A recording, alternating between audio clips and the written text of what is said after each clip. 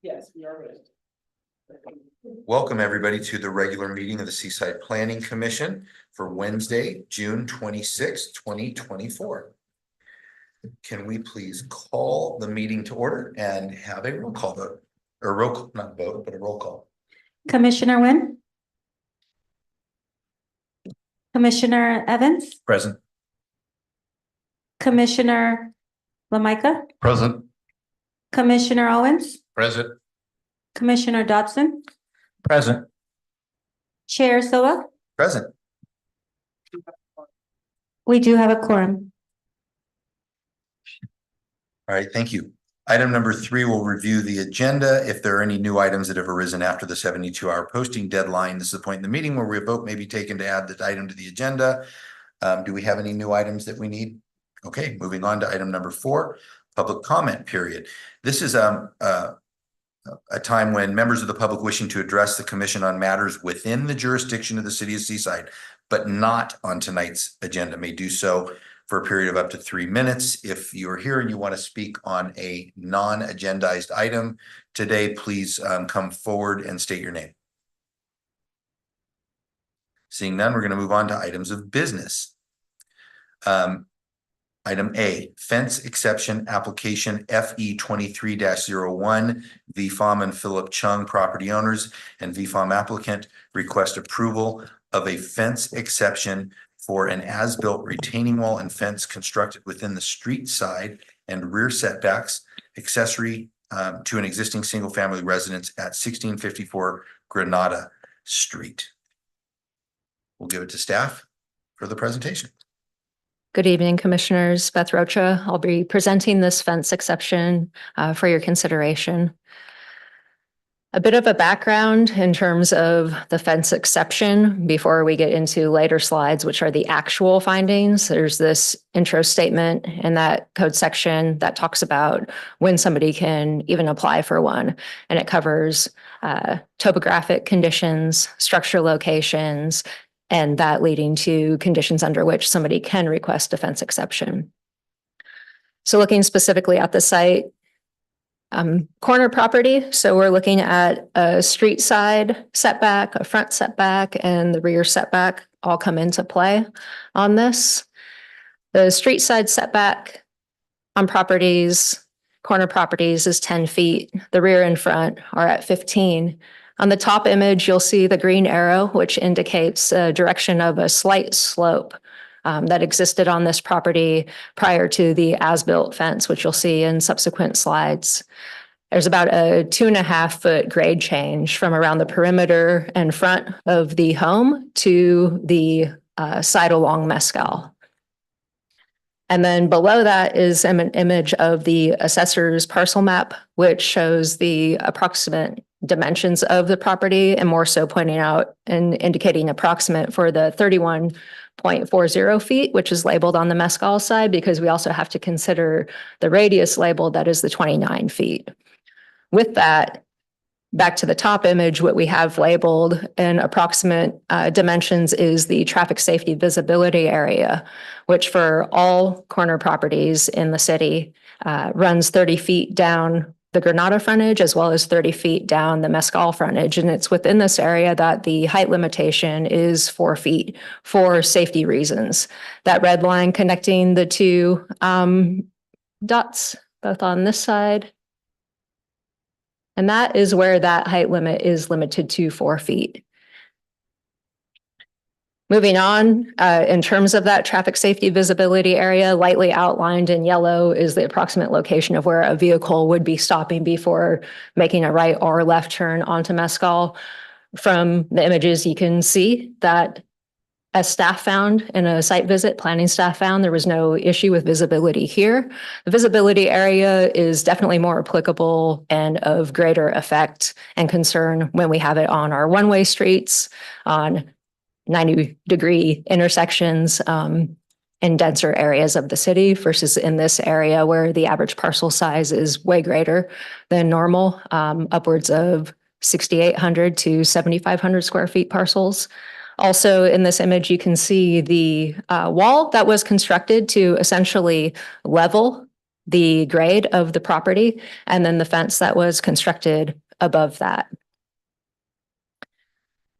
The labels that you'll see in this image represent the actual height in the red, and the red also indicates the location of the fence within the rear setback. The yellow indicates the street side setback, but also the staff recommended height maximum within that street side setback, which would result in a reduction of what was done in the as-built conditions by approximately a foot. So I'll move through a series of images taken so you can see the fence from kind of all angles as it was constructed, with the yellow remaining as the street side indicator with the height, as well as the red for the rear setback section of the fence and the actual height of approximately 6 feet. So here's an image of the fence facade as it faces Granada Street. And you can see as it goes back along the property line where it hits that 6-foot section. A little bit more of an isometric view showing part of the backyard and some of the grading that has taken place to levelize that section of the yard. Even more detailed photo as viewed from inside. So it gives an indication of what is being blocked. If you're in this backyard, you're not going to be seeing anybody walking by the sidewalk adjacent to your property. So the 4-foot height definitely still achieves that. Just highlighted here are some of the height limitations or regulations. So the top one is for the rear setback, the maximum height of 6 feet. And then for a corner parcel, the second highlight within the street side setback is 4 feet. Go back. Sure. You didn't highlight the bottom. It is covered by the street side effectively. It's the same. It's the same, correct. And there are very specific findings that need to be met for this type of project. So the first one is a general safety hazard would not be created by this proposed fence exception. And staff found that there wasn't anything that would cause a general safety hazard. It's an accessory structure, which is allowed in residential zones. It's located on the parcel where it would normally otherwise be allowed if it weren't for the height exception that they're trying to achieve through the fence exception process. 2 is that a traffic-related safety hazard would not be created. Staff finds that given the location of the rear setback relative to that short distance that you have of the property line fronting Maskell, the traffic safety visibility area occupies 30 feet of what might exist of just a little bit over 50 feet of that street side property line distance. So they're already really constrained in terms of having a very limited street side setback. So if you cut 15 feet off of the front, 15 feet off of the rear, you're working with a very limited 4-foot street side setback. So working within those limitations is how we got to our recommendation. But at the same time, the traffic safety hazard not being created was found through that image that I shared with you through a site visit, imagining a vehicle coming down. And I did this in my own vehicle coming down both Granada and driving up Maskell, never once having a visibility issue, even with the wall levelizing that property, as well as the fence being built to the height it is at.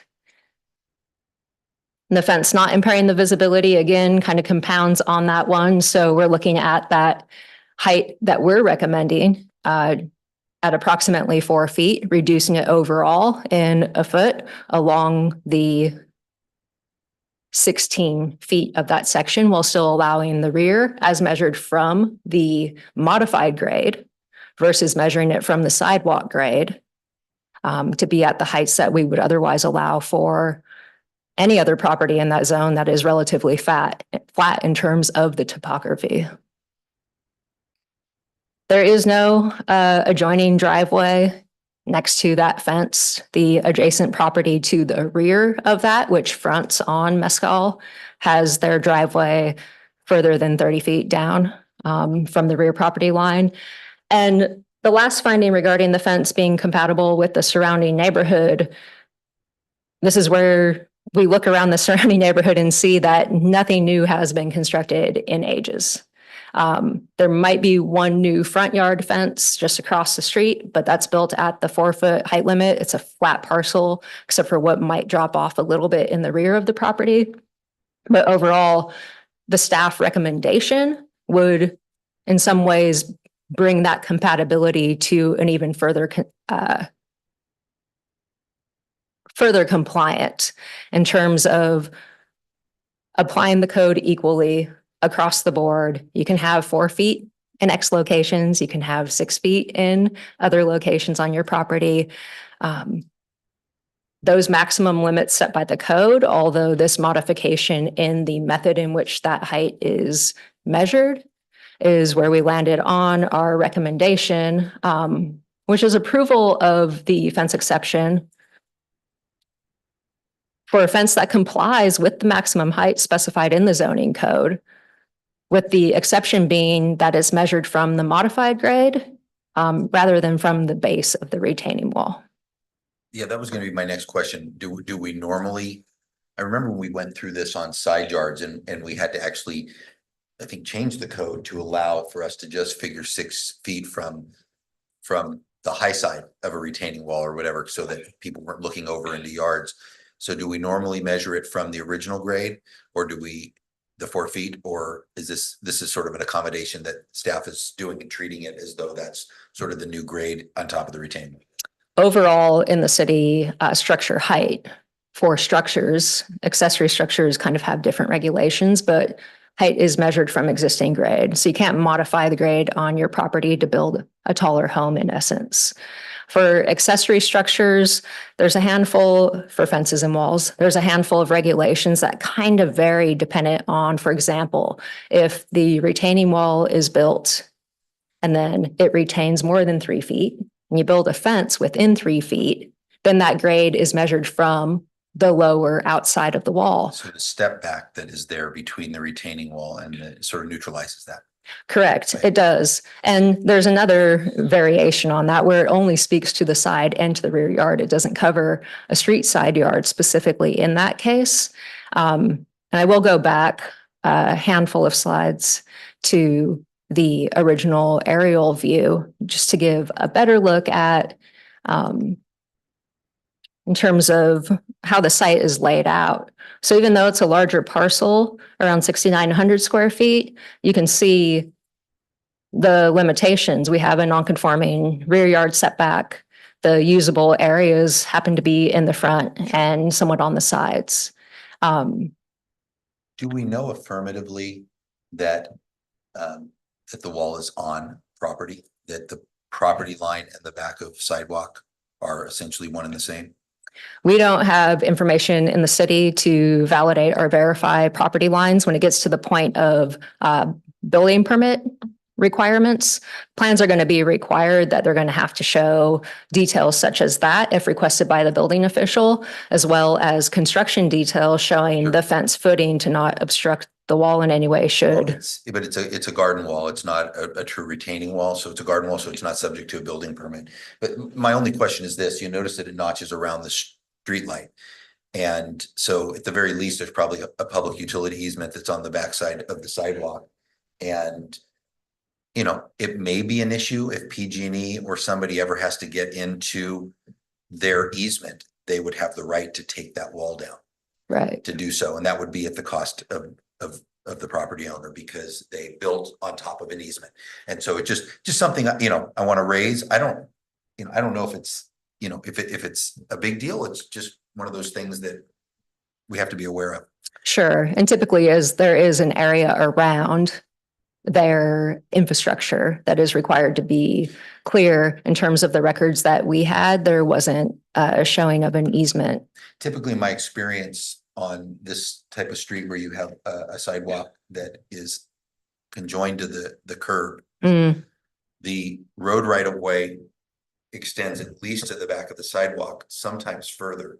But there's usually at least a public utility easement in the first 5 feet beyond the sidewalk, which is often in the private property line. So Sure. it's gonna vary a little bit, and we have some wanky stuff in Seaside as well, but you know. Yeah, do we have questions for staff before we open to public comment? Other Yes. commissioners? I walk that area every day. And all the power, everything is underground. Mm. So this easement thing is a big deal. Because where is the power running there? Because as you see, you'll see those bases for the light, but you don't see any wire going to them because everything's below ground. So staff is okay with them just taking 2 foot off of the wood fence to bring it down? Staff's recommendation is that a modification of at what point the height is measured. And I like staff's recommendation, mainly because when people build something without a permit, especially something way out of scale to what is code, I find that totally good that the city says that, no, our code says X amount of feet, especially on a corner. Plus, if all of the houses on this whole area built a 6-foot fence in front of their thing, we would look like we're driving through a prison. So I like staff's recommendation of bringing it down 2 foot. Thank you. And just further clarity, in terms of the code change that was mentioned, that didn't happen according to your memory in terms of us modifying how the height was measured. What was taken to council recently on a recommendation from the commission were a handful of changes to correct some process things with our code, as well as something very specific related to fences, which is the fence exception process. As of the effective adoption date of that code is no longer a permit option. It has been increased to a variance, which has more restrictive findings to make. This application was taken in the beginning of 2023 with a lot of back and forth going on to get to this point tonight. So in terms of what you may be seeing in the future, it may be even more limited just by the nature of a variance being a less likely permit type to be applied for by individuals. I just remember it was probably pushing 3 years ago when I first started, that we were looking at making more consistency in our fence ordinances, and you know, that was one of the things that we talked about. It's been so long, I don't remember everything, you know, that's what happens when you get older. Yeah. Other commissioners, questions of staff? Let's keep it to questions of staff, because the applicant's going to get a chance to come up, and we'll also have an opportunity to ask some questions of the applicant. Looking at the map, it looked like the house just, I'm probably looking at this, just south 1648 does have a driveway that backs out onto Mescal. And that 6-foot fence, which with the retaining wall, it's more than 6 foot, as I understand. I'm probably lost in all that. Correct. Did anybody back out of that driveway just to see how that fence is going to impact that particular owner? The approximate location of that photo that was taken from the middle of the road, even closer than where that driveway is located. So that driveway would have been another probably 20 feet behind the point where I took that photograph. Right, but they're okay. So they're coming out this way. They're looking that way. Right. And all they see is a big fence for X amount of time. And it's looking at the map, it seems like they're not going to see anybody coming down Mescal until they're out beyond that fence, which is going to be tough. We did not receive any comments from engineering I regarding that understand that. I'm topic. asking, when you did your drive-through, did anybody go and pull into that driveway and see what it would be like? I did not enter anybody's private property, no. And then the other thing is, on Granada, it looked like you had that little yellow box there. Sure, That's like a car at that stop sign behind the line. I approximately. understand. Okay, thank you. Other commissioners, any questions of staff? This question that is related to this asked, and that is seeing I went there and I looked at that next door. And I tried to visualize what it would be like to come out of that driveway. And it's far enough away that there really doesn't seem to be, as far as I can tell, any impaired view. Also, my streets are kind of curved in my house, this is judge. I did not see it. I just wondered if somebody drove actually pull back to the seating area. Yeah, I didn't do that because. I wanted to be sure. Yeah. So to understand kind of the context a little bit, this was built and then it came to staff's attention that this didn't necessarily comply.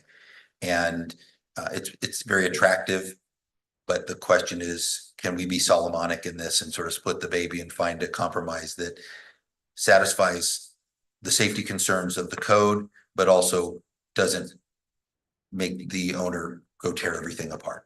Is that kind of where we're at? More so safety and that it doesn't constitute a granting of special privileges, Okay. being the assumption that we're looking at other parcels in the area with flat topo, and that's what they achieved through the retaining wall, which is permit exempt. But the fence on top of that, when it came to our attention as being done without review, is where we landed with our recommendation. Fair enough. So why don't we close staff time and well, first thing we'll do is we'll give the applicant an opportunity to come forward and we'll give you 5 minutes, state your name and just share with us anything you want to. And then what we're going to do is we may have some questions for staff for the applicant. And then we have to end that time period and open for public comment. Doesn't look like we're going to have any public comment, but we have to do that just for process. And then we'll bring it back to discuss with us. So I take it you're the applicant. Come on up and introduce yourself and. File on my presentation, can I? Oh, yeah. Or I also printed out too, so either way it would. Okay, so if you have a presentation, it's up to you whether you want to, Oh, okay, okay. do you have something printed out? I have something printed out and it's Is it one copy or is it multiple? I have one copy, but So- it's in order. If you give it to Dominique, she can pass to us and we can all pass it, but why don't you go ahead and do we need to be we can't all look at it at the same time, so. And if you want, I can email my presentation to you. I have it on my OneDrive too, so, but it's on there too. Right. Well, introduce yourself, name first, please, and then go ahead and share what you can until we can figure out, if we can incorporate the technology or not. Okay.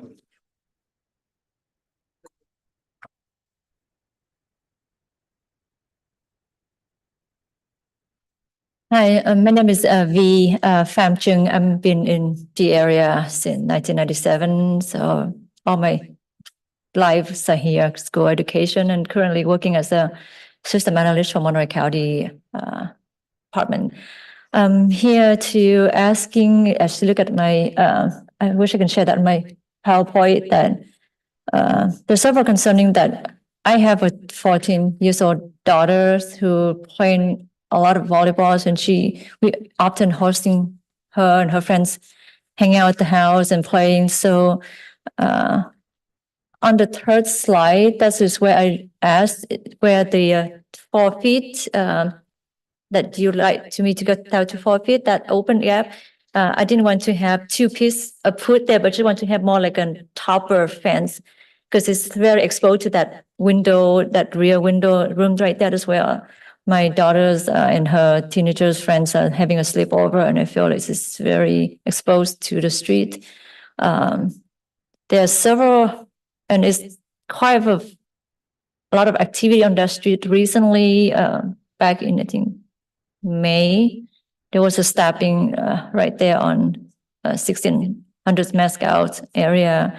And also at the same time last year, there's a hit and run accident right there on the Mescal. And I feel like it's very uncomfortable for a 14-year-old daughter and I staying at home, especially when she out there in her short playing, practice volleyball with her friends. So with little extra foot height right there could give her some privacy, or our family feel more safety and privacy. So that was my proposal to see if I can ask for that exception fence. Anything else you want to share with us? If you want to, if you're willing, stay up. I think we may have some questions for you. Yeah. Please. How come you didn't get a permit? I was working on the permits on that one. at first I did not know about there's a permit that requires I apply for the permit, and then I thought that when I do some research, the front piece, if you see the proposed page, I thought it was like a topper piece when I can add the topper piece over there. It's been incomplete, so that was planning for the topper, not the whole 5-foot fence there.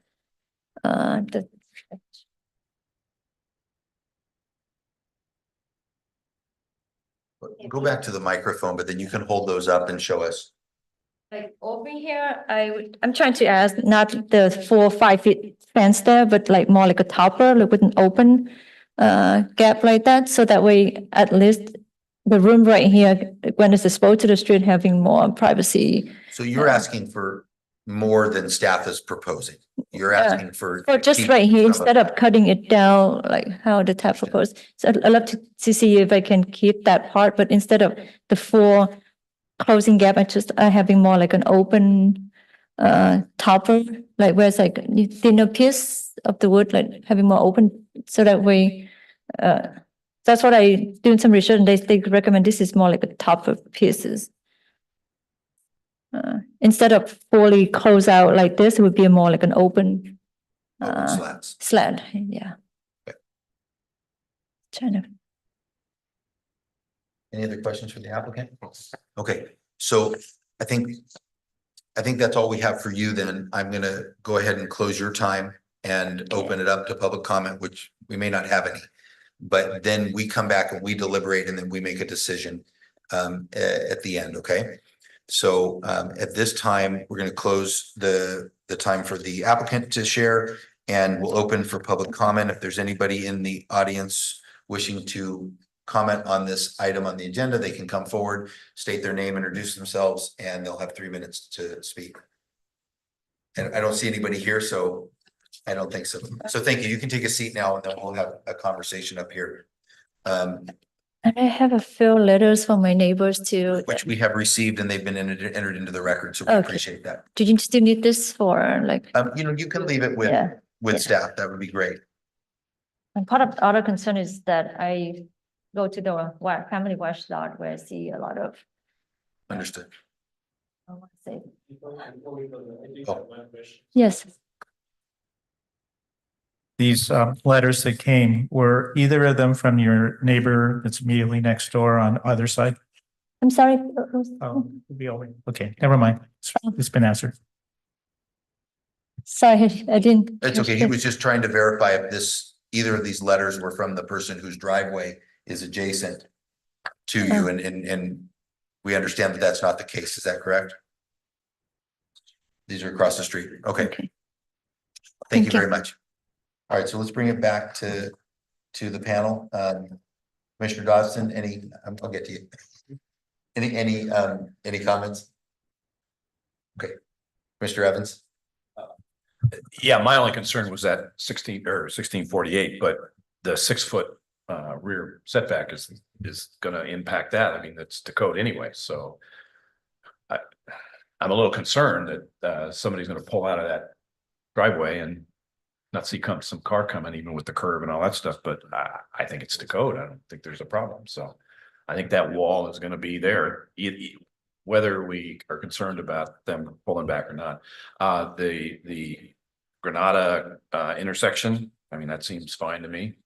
I would be inclined, frankly, to go with the applicant's request.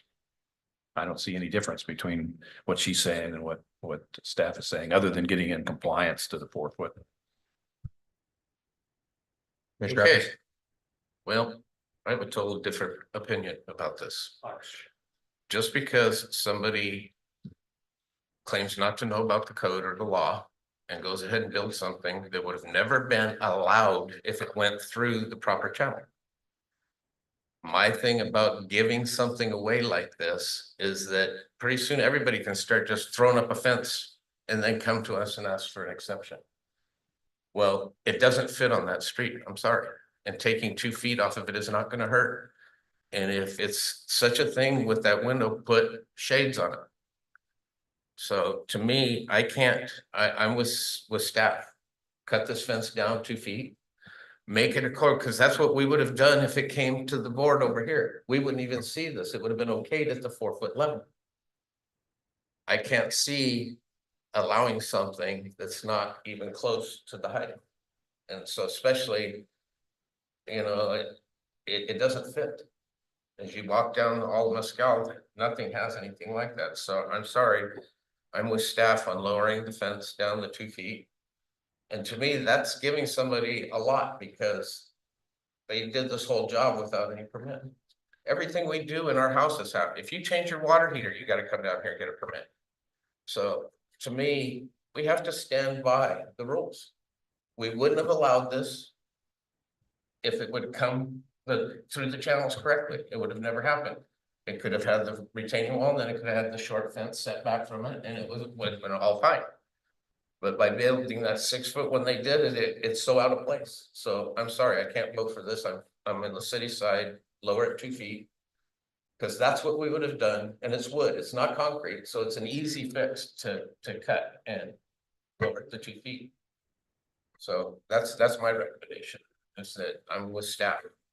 Because I don't see that us constantly granting variances when people don't follow the codes. Well, the code states we wouldn't have allowed that fence there. I mean, it happens everywhere where we have to take things down. You know, I sold my in-laws house and something that was okayed and permitted in 65, I had to move. But yet it had plans and everything was okay by the city in 65. But as we come through, I can't see allowing something like this, because what's stopping the next neighbor down the road from doing the same thing, and the next, till we just have a big wall down the road. So, and as far as Mescal, the people travel very fast on that street, coming off of San Pablo and everything else and driving up, but they're moving quick. And so, to me, it could be a danger of those people pulling out of their driveway, because believe me, they fly up that street. So that's my recommendation, is to go with what staff says. Thank you. Yeah, I have to agree with Commissioner Owens because people have to go by regulations. They can't just build something and then say, well, I didn't know. Yeah, because when I leave the planning commission, what's going to stop me from saying, well, I didn't know? And build something. Okay, so, first of all, I want to say, I think it's a very pretty wall and I think it's a very pretty fence. I think it's nice. It looks good. I understand the concerns of the height, and those are my main concerns. My first concern was frankly that were we compromising on the buildup of the wall and then the fence on top of it, and then calling it 4 feet when it was really 6. But staff adequately addressed that by the fact that it goes up and it steps back. I feel though that there are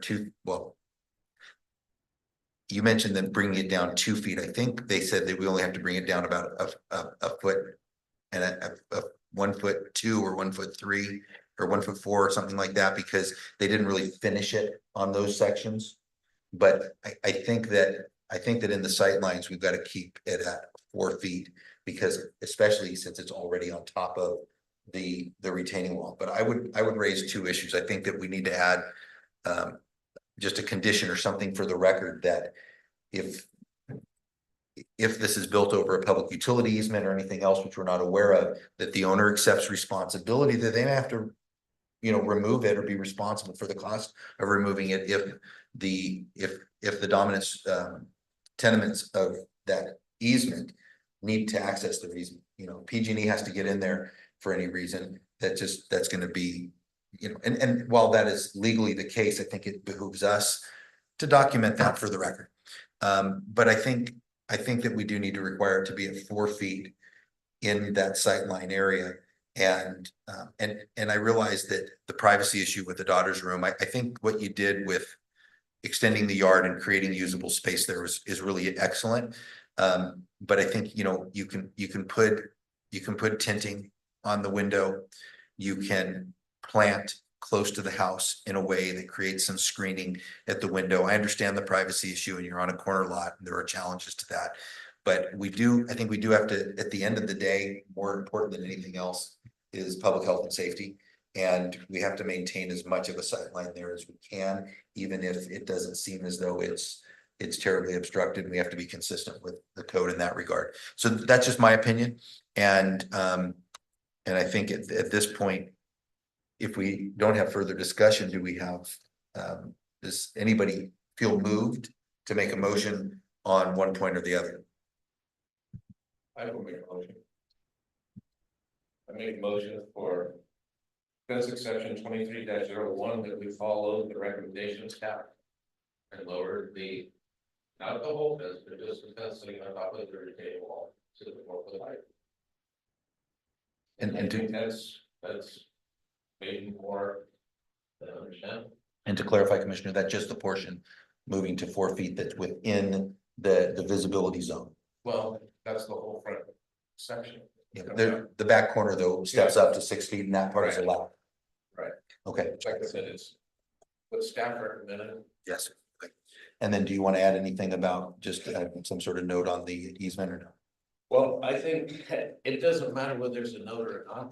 I Understood. have an easement in the front of my yard going all the way down Yosemite Street.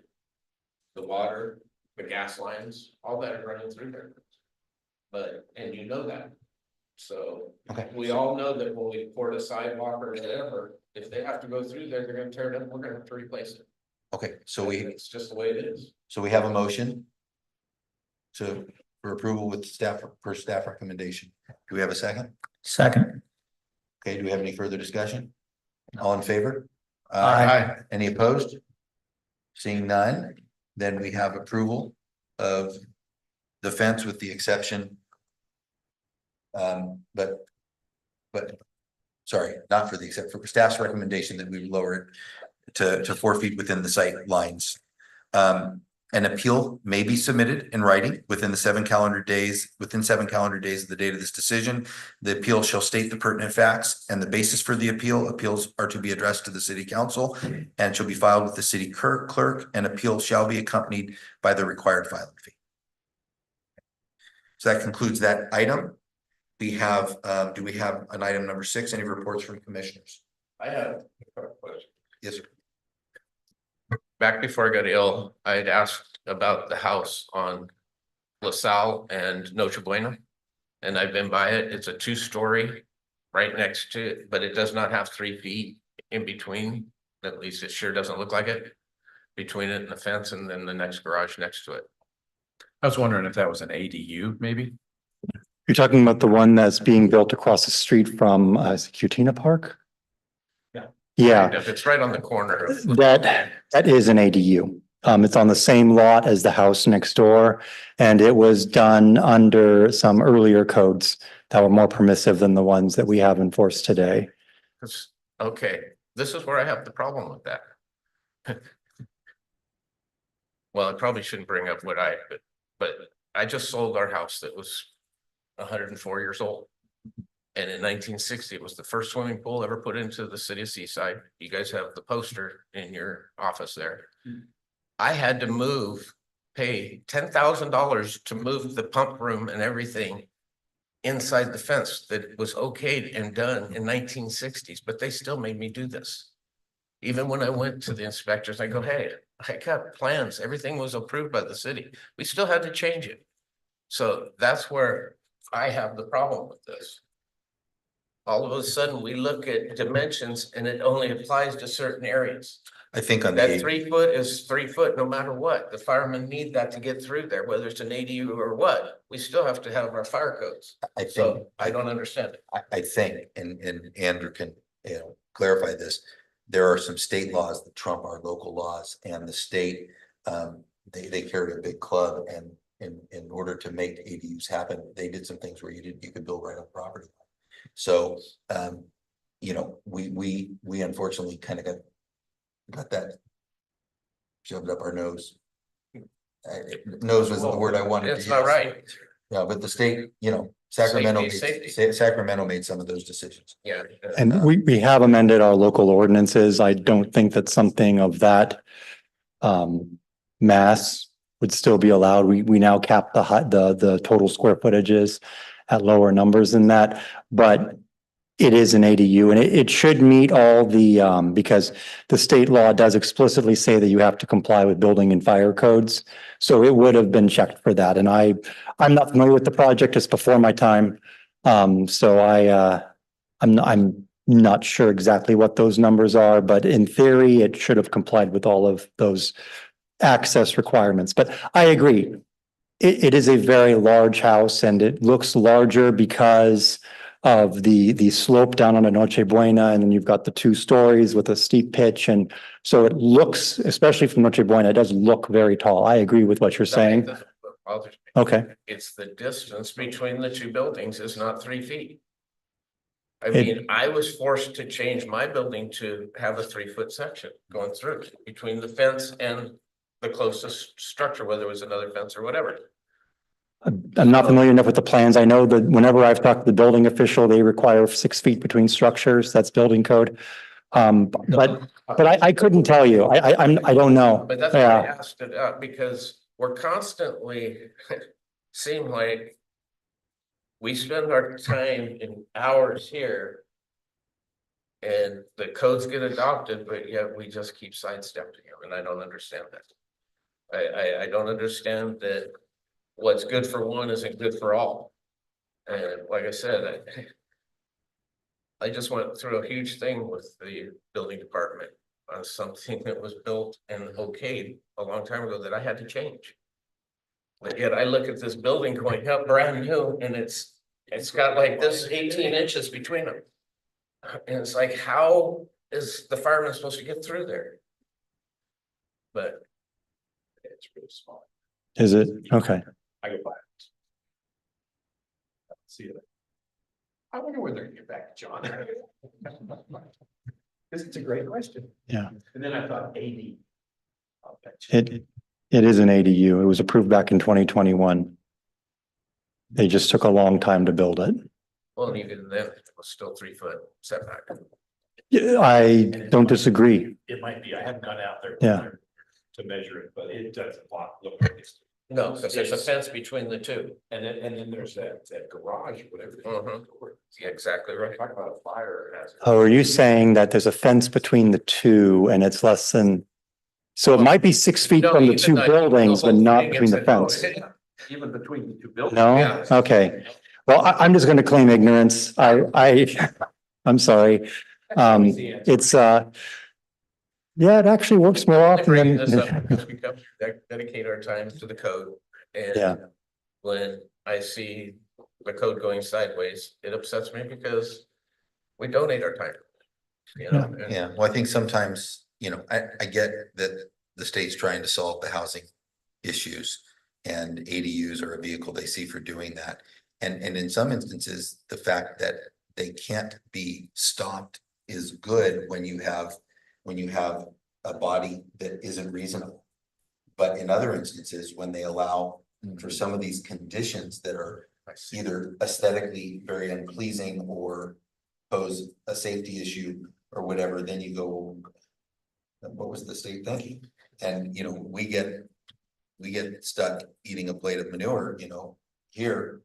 And it does seem to undermine and contradict everything we do to have an orderly process when there's basically a swath of development types that basically fall outside of any order.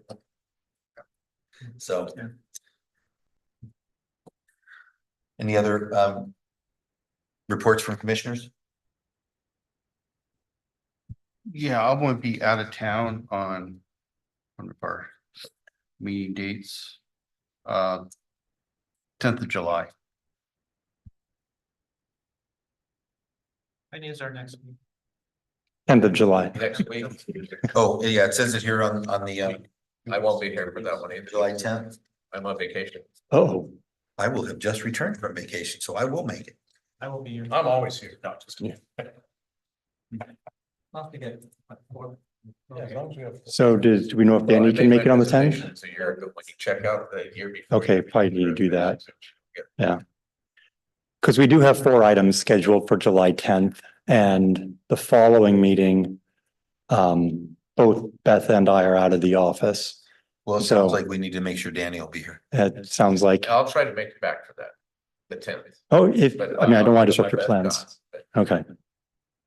All right, any reports from staff? That was my report, was that we've got next meeting is on the tenth. We've got 4 items of, varying degrees of complexity and, All right. yeah.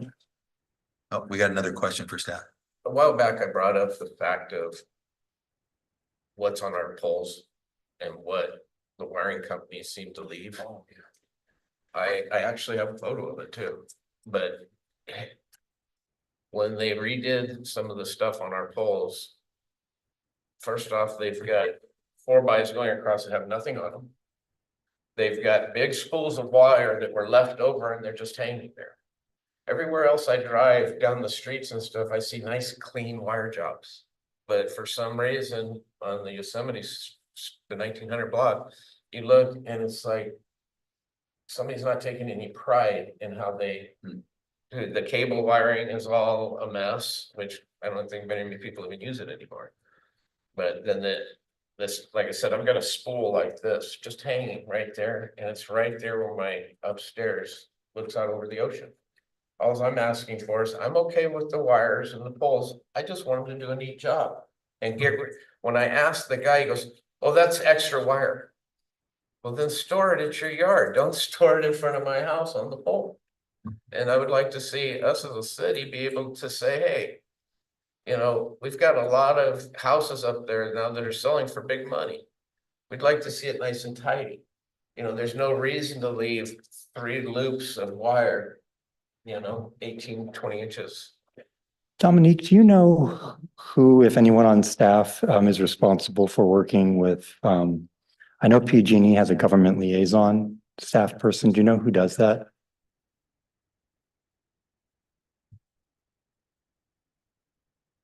Most likely it's our city engineer, Keisha. Okay, She works mostly with the utility company, their department. all right. And, okay, we'll refer this over to, Commissioner Evans, I would Tanisha. suggest that you email that picture to Dominique and Andrew. I would Just, be happy to, but I don't have it. I'm sorry, Commissioner Owens. Just don't call me later. See the 4x going across. Yeah. There's nothing. Yeah, I would suggest But you then email this guy to. left this big old roll here and then it's just messy. John, you can see that. Oh, okay. Oh. I'm sorry, I did say. Oh, okay. Um, Just go like that, go like that. Chair, Yes. excuse me, Dominique just informed me that city council is waiting to get back into Okay, this room. let's So, get going. Oh, sorry. All right, so do I have a motion to close? Wait a minute, you have some room. I make a motion to adjourn. Second. All in favor? So don't you agree though? Oh. But that's right. I mean, it's bad enough on the pole, but then when